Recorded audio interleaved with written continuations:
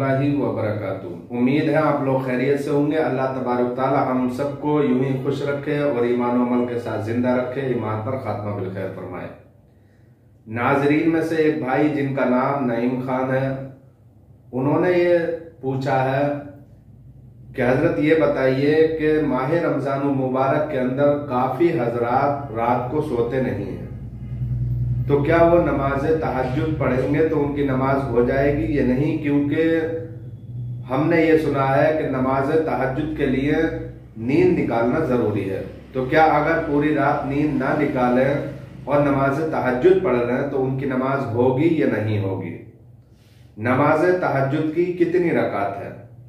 तो इस क्लिप के अंदर इंशाअल्लाह हम ये दोनों बातें, इसके अलावा नमाज तहज्जुद से जो भी मुताल्लिक है वो मसाइल, वो जानकारी हम हासिल करेंगे।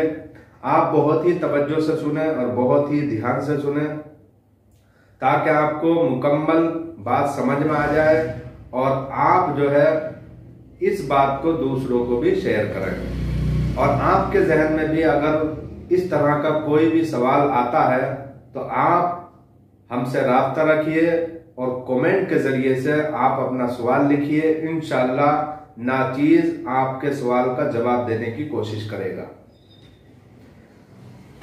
नमाज तहज्जुद की बेशुमार फजीलतें हैं और ये माह रमजान मुबारक का बेहतरीन महीना चल रहा है, अजमतों, बरकतों, मगफिरतों वाला महीना चल रहा है। इस महीने के अंदर नमाज तहज्जुद पढ़ना और भी ज्यादा आसान है।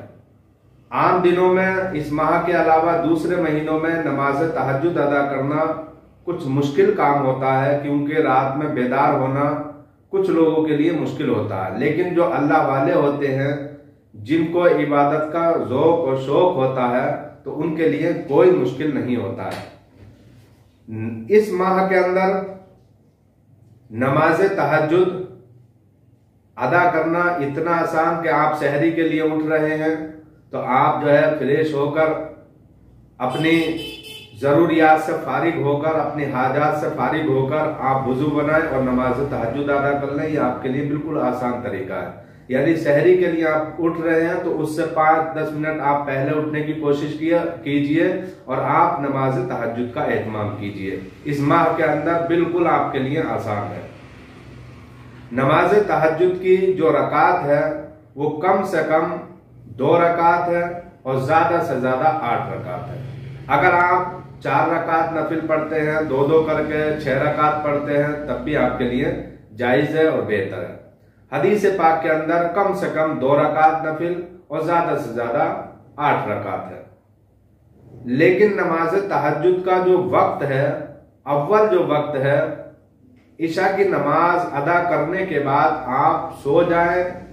2 मिनट, 5 मिनट, 1 घंटा, जब भी आप जितना सो जाएं, उसके बाद जब भी आप उठेंगे वो आपके लिए नमाज तहज्जुद का अव्वल वक्त है। और आखिरी वक्त नमाज तहज्जुद का, सहरी का जब वक्त खत्म होता है, वो नमाज तहज्जुद का आखिरी वक्त है। कुछ हजरात ये समझते हैं कि 12 बजे के बाद ही नमाज तहज्जुद का वक्त शुरू होता है। ऐसा कुछ भी नहीं है।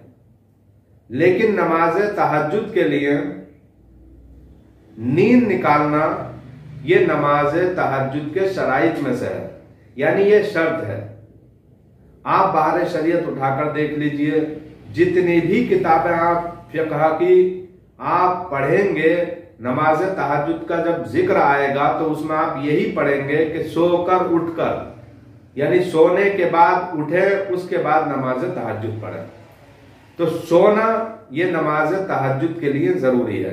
अगर कोई इंसान नहीं सोता है और पूरी रात बेदार रहता है और सहरी के खत्म से पहले जो है नमाज तहज्जुद अदा कर लेता है, सलातुल लैल का सवाब तो मिल जाएगा। लेकिन नमाज तहज्जुद की जो अहदीस के अंदर फजीलतें हैं वो उसको नहीं मिलेंगी, क्योंकि नमाज तहज्जुद के लिए पहली चीज जरूरी है सोना, नींद निकालना, चाहे वो 1 मिनट की हो, 2 मिनट की, 1 घंटे की, 2 घंटे की। अब आप लोग सोच रहे होंगे कि बहुत से हजरात पूरी रात बेदार रहते हैं, सोते नहीं हैं।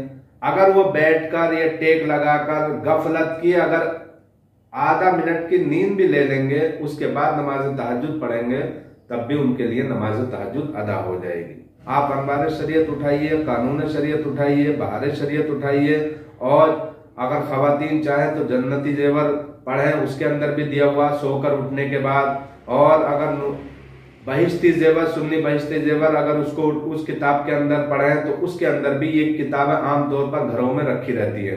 जिस किताब को भी आप पढ़ेंगे और नमाज तहज्जुद का जिक्र पढ़ेंगे उसके अंदर यही लिखा गया है, सोकर उठने के बाद। उम्मीद है आप लोगों ने ये मसला पूरी तवज्जो से सुना और समझ लिया होगा। अल्लाह तबारक ताला हम सबको सही इबादत करने की तौफीक अता फरमाए, ज्यादा से ज्यादा जानकारी इस्लाम की हासिल करने की तौफीक अता फरमाए। अस्सलामु अलैकुम वरहमतुल्लाहि वबरकातुहू।